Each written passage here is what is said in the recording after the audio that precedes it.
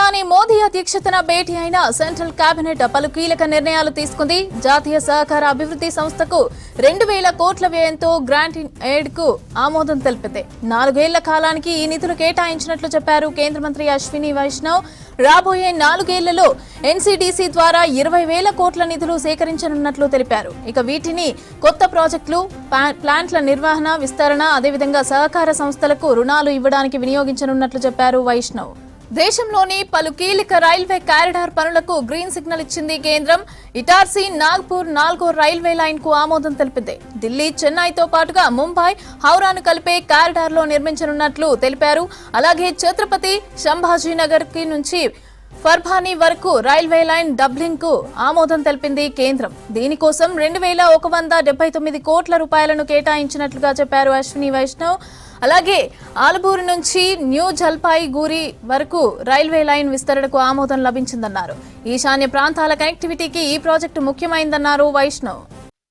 National cooperative development corporation एक देश के कोऑपरेटिव सेक्टर में बहुत महत्वपूर्ण संस्थान है और कोऑपरेटिव मंत्रालय नया बनाकर प्रधानमंत्री श्री नरेंद्र मोदी जी ने इस पूरे सेक्टर में एक आमूलचूल परिवर्तन लाने का काम किया है.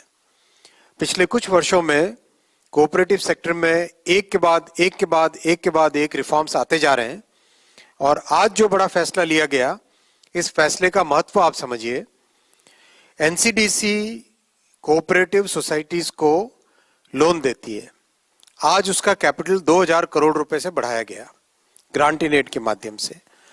अभी हाल ही में मान्यवर श्री अमित शाह जी ने गृह एवं सहकारिता मंत्री, उन्होंने नेशनल कोऑपरेशन पॉलिसी भी लॉन्च की थी 2025 की, जो कि एक पाथ ब्रेकिंग इनिशिएटिव है.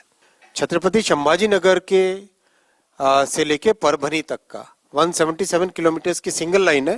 उसकी डबलिंग का प्रपोजल आज अप्रूव हुआ है 2179 करोड़ रुपीस के लिए. और जो इस एरिया में कई सारी इंडस्ट्रीज हैं और खासकर मराठवाड़ा में जहां इंडस्ट्रियल ग्रोथ की जरूरत है, कई स्मॉल एंड मीडियम इंडस्ट्रीज हैं जिनको पोर्ट से कनेक्टिविटी चाहिए.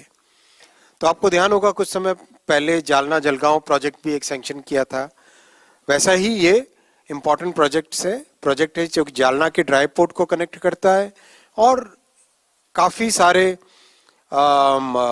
जो मराठवाड़ा के क्षेत्र हैं, इंडस्ट्रियल एरियाज है, उसको कनेक्ट करता है. और 4 ऐसे फैसले हैं जो रेलवे नेटवर्क को और मजबूत बनाने के लिए और विशेषकर नॉर्थ ईस्टर्न सेक्टर को और मराठवाड़ा को मजबूत बनाने के लिए प्रोजेक्ट्स हैं.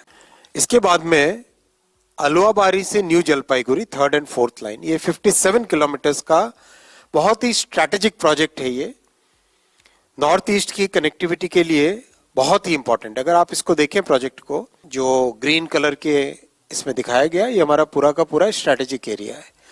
अलुआबारी बिहार और बंगाल के इस सेक्शन से निकल के ऊपर सिलीगुड़ी तक जाने का ये सेक्शन, इसको स्ट्रेंथन करना देश के लिए बहुत जरूरी है, नॉर्थ ईस्टर्न स्टेट्स के लिए बहुत जरूरी है.